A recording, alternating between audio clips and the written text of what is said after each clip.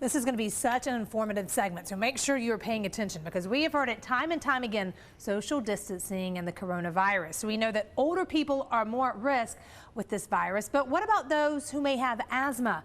This morning, we have Dr. Emmanuel Sarmiento here with us from Asthma Disease and Asthma Center to kind of tell us why asthma sufferers need to be really careful right now. And then we're going to kind of talk the differences between, oh my gosh, do I have corona or do I just have allergies? So thank you so much for joining us. Oh, thank you, Megan, for letting me come to your show. Absolutely. Let's talk first about asthma patients right now.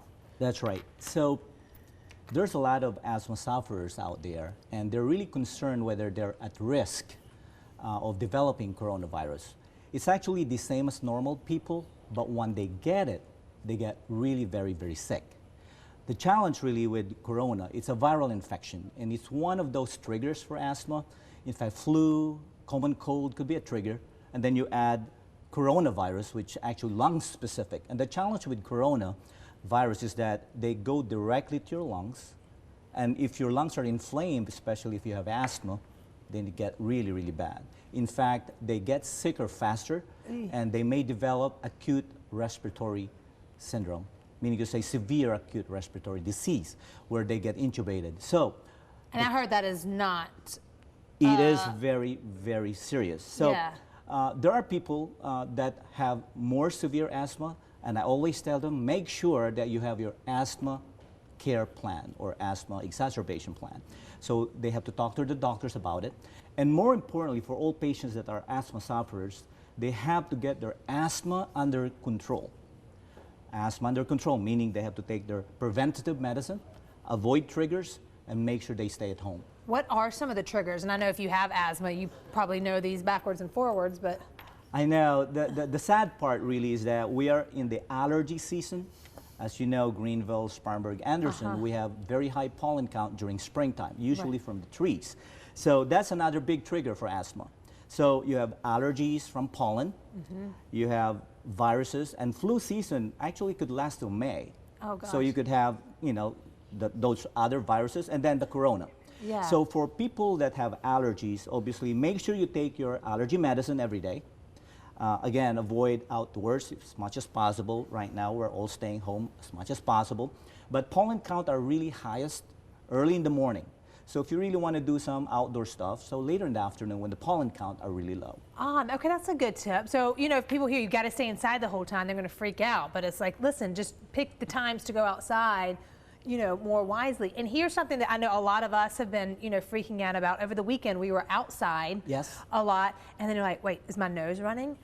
Oh gosh, what is this? You know? Yeah, you're right. That's a common question. In fact, we do a lot of telemedicine right now. We call it telehealth. That it's a virtual visit through the computer, and to make sure that we answer all those type of questions to our patients so that they not come to the office right away. Right. So anyway, number one, history. So if you have history of allergies in the past, that during springtime you start sneezing and coughing, so most likely you have allergies, especially if you've been tested before and confirmed to have allergies. Number two, most people with allergies don't have fever. So fever is a manifestation of an infection, whether it's viral, bacterial, or what have you. But again, you don't usually have fever if you have allergies. And number three, usually itching. A lot of itchy, watery eyes, runny noses, sneezing, coughing. Those are mostly allergies. Now again, sometimes there's what we call superimposed infection, that people with allergies, like regular people, may develop flu, viral infection, or even corona.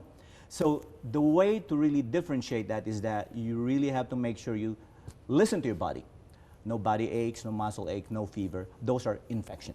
So for people with allergies out there, stay indoors, take your medicine, and talk to your doctor for any care plan, especially if you have asthma. It's very important to have those emergency asthma care plan. I love it. And do you know how many people have probably taken their temperature more during this past week than they ever had to, like, you know, sneeze? I'm like, wait, okay, I don't feel okay, I think I'm good. I think that was just a little pollen. So I know next, or is it in May, is World Asthma Day? That's right. So I have to plug that a little bit. So every year we do celebrate the World Asthma Day to increase awareness that asthma is a real problem and a lot of people suffer from it. But the good news is the incidence, if you may, is flattening because of that awareness. Right. And also doctors are well educated, and we have a lot of new medicine right now that we use to control and prevent asthma. Unfortunately, asthma is genetics like allergy. You don't really cure them, but we can control them. And the newer medicine actually helps those people to have normal, active, a very good quality of life. So, World Asthma Day in May. Yes. Now again, obviously, they said about this coronavirus community spread prevention. We're still gonna probably proceed to it depending on what's going on. Okay, well, I'd love to have you back before World Asthma Day again because you're so knowledgeable. Thank you so much, Doctor, for coming on. This is great. You've seen a website right there that you can go to learn more. So thank you so Megan. much, Doctor. Very good. My pleasure. From pottery to cookie kits and baking, we have your stay-at-home fun covered in our Fun to Go segment coming up next.